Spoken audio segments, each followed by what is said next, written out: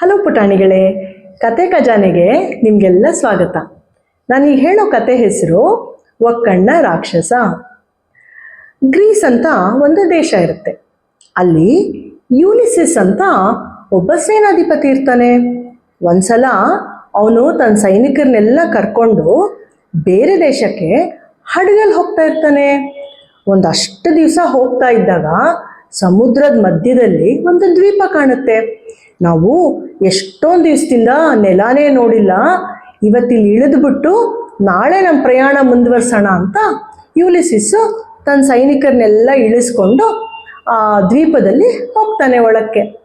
ಅಲ್ಲಿ ಒಂದು ದೊಡ್ಡ ಗುಹೆ ಇರುತ್ತೆ. ಇದೇನಪ್ಪ ಗುಹೆ ಇದೆ ಅಂತ ಒಳಗೋಗಿ ನೋಡಿದ್ರೆ ಅಲ್ಲಿ ಬೇಕಾದಷ್ಟು ಹಾಲು, ಹಣ್ಣು, ಗಿಣ್ಣು, ಬೇರೆ ಬೇರೆ ಊಟದ ಸಾಮಾನು ಎಲ್ಲ ಇರುತ್ತೆ. ಇವ್ರಿಗೆಲ್ಲ ಖುಷಿ ಆಗೋಯ್ತು.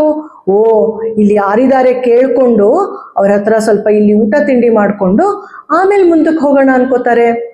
ಅಷ್ಟರಲ್ಲಿ ಆ ಗುಹೆ ಬಾಗ್ಲಲ್ಲಿ ದಡ ದಡ ಅಂತ ಶಬ್ದ ಆಗ್ಬಿಡುತ್ತೆ.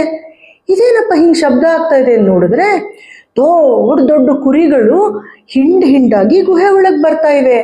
ಅಯ್ಯೋ, ಇದೇನೋ ಇಷ್ಟು ದೊಡ್ಡ ಕುರಿ, ನಾವು ಮುಂಚೆ ನೋಡೇ ಇಲ್ವಲ್ಲ ಹಿಂಗೆ ಅನ್ನೋಷ್ಟರಲ್ಲಿ ಒಬ್ಬ ದೊಡ್ಡ ರಾಕ್ಷಸ ಬರ್ತಾನೆ ಅಲ್ಲಿ. ಅವನಿಗೆ ನಮ್ಮ ಥರ 2 ಕಣ್ಣಿರಲ್ಲ. ಈ 2 ಕಣ್ಣು ಬದಲು ಮಧ್ಯದಲ್ಲೊಂದು ದೊಡ್ಡ ಕಣ್ಣಿರುತ್ತೆ. ಒಕ್ಕಣ್ಣ ರಾಕ್ಷಸ ಅವನು. ಅವನೇನು ಮಾಡ್ತಾನೆ, ಬಂದು ಕುರಿಗಳನ್ನೆಲ್ಲ ಒಳಗಡೆ ಬಿಟ್ಟುಬಿಟ್ಟು ಬಾಗಿಲು ಹಾಕ್ಬಿಡ್ತಾನೆ. ಒಂದು ದೊಡ್ಡ ಬಂಡೆ, ಆ ಬಂಡೆನ ಸರಿಸ್ಬಿಟ್ಟು ಗುಹೆ ಬಾಗಿಲು ಹಾಕ್ಬಿಡ್ತಾನೆ. ಇವ್ರಿಗೆಲ್ಲ ಭಯ ಆಗೋಗುತ್ತೆ. ಇದೇನು ನಾವು ಸುಮ್ಮನೆ ನೋಡ್ಕೊಂಡು ಹೋಗೋಣ ಅಂತ ಬಂದಿಲ್ಲಿ ಸಿಕ್ಕಾಕೊಂಡ್ಬಿಟ್ವಲ್ಲ ಅಂತ. ಅವಾಗ ಯೂಲಿಸಿಸ್ಸು ಅವನೇ ತಾನೇ ಇವರೆಲ್ಲ ಸೈನಿಕರ ನಾಯಕ.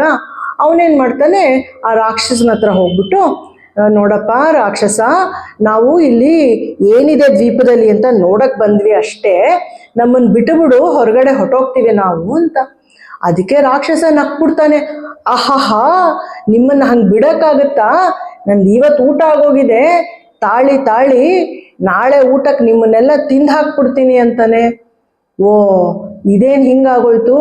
ಇವರು ಯೋಚನೆ ಶುರು ಆಗೋಯ್ತು, ಏನು ಮಾಡೋದು.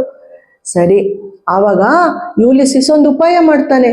ಈ ರಾಕ್ಷಸ ಮಲ್ಕೋತಾನಲ್ಲ, ಆವಾಗ ತನ್ನ ಸೈನಿಕರನ್ನೆಲ್ಲ ಕರ್ಕೊಂಡು ಒಂದು ದೊಡ್ಡ ಮರದ ದಿಮ್ಮಿ ತಗೊಂಡು ಇಲ್ಲೊಂದು ದೊಡ್ಡ ಕಣ್ಣಿರುತ್ತಲ್ಲ, ಕಣ್ಣಿಗೆ ಚುಚ್ಚಿ ರಾಕ್ಷಸನ್ನ ಕುರುಡು ಮಾಡಿಬಿಡ್ತಾನೆ.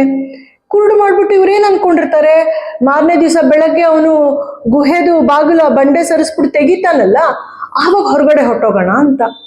ಈ ರಾಕ್ಷಸ ಏನು ಮಾಡ್ದ, ಬೆಳಗಾದ್ಮೇಲೆ ಅವನು ಇನ್ನೂ ಜಾಣ. ಅವನೇನು ಮಾಡ್ತಾನೆ, ಗುಹೆ ಬಾಗಿಲನ್ನ ಇಷ್ಟೇ ತೆಗೆದ್ಬಿಟ್ಟು ಒಂದೊಂದೇ ಕುರಿಗಳು ನೀಚೆ ಬಿಡುತ್ತಾ ಇರ್ತಾನೆ. ಇವ್ರು ತಪ್ಪಿಸ್ಕೊಂಡ್ಬಿಡ್ಬಾರ್ದಲ್ಲ, ಅದಕ್ಕೆ ಆ ಕುರಿ ಬೆನ್ನನ್ನೆಲ್ಲ ಹಿಂಗೆ ಸವರಿ ಈಚೆ ಬಿಡ್ತಿರ್ತಾನೆ. ಇವ್ರು ತಪ್ಪಿಸ್ಕೊಳಕ್ ಹೋದ್ರೆ ಸಿಕ್ಕಾಕೊಂಡ್ಬಿಡ್ಬೇಕಲ್ಲ ರಾಕ್ಷಸನ ಕೈಲಿ. ಹಂಗೆ ಯೂಲಿಸಿಸ್ ಯೋಚನೆ ಮಾಡ್ತಾನೆ, ಈಗೇನು ಮಾಡೋದಪ್ಪ, ಹಿಂಗಾಗೋಯ್ತಲ್ಲ ಅಂತ.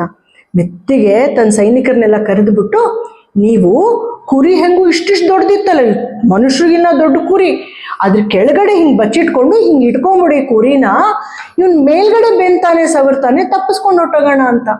ಸರಿ, ಎಲ್ಲ ಸೈನಿಕರು ಒಂದೊಂದು ಕುರಿ ಇಟ್ಕೊಂಡು ಅದ್ರ ಅಡಿಯಿಂದ ಹಿಂಗೆ ತಪ್ಕೊಂಡ್ಬಿಟ್ಟು ಒಬ್ರೊಬ್ರಾಗೆ ಗುಹೆಯಿಂದ ಹೊರಗಡೆಗೆ ಬಂದ್ಬಿಡ್ತಾರೆ. ಇವನು ರಾಕ್ಷಸ ಕುರಿನ ಮೇಲ್ಗಡೆ ಬೆನ್ನು ಹಿಂಗೆ ಸವರೋದು ಈಚೆ ಬಿಡೋದು, ಇವರೆಲ್ಲ ಸೈನಿಕರು ಕೆಳಗಡೆ ಇದ್ರಲ್ಲ, ಎಲ್ಲರೂ ಈಚೆ ಬಂದ್ಬಿಡ್ತಾರೆ.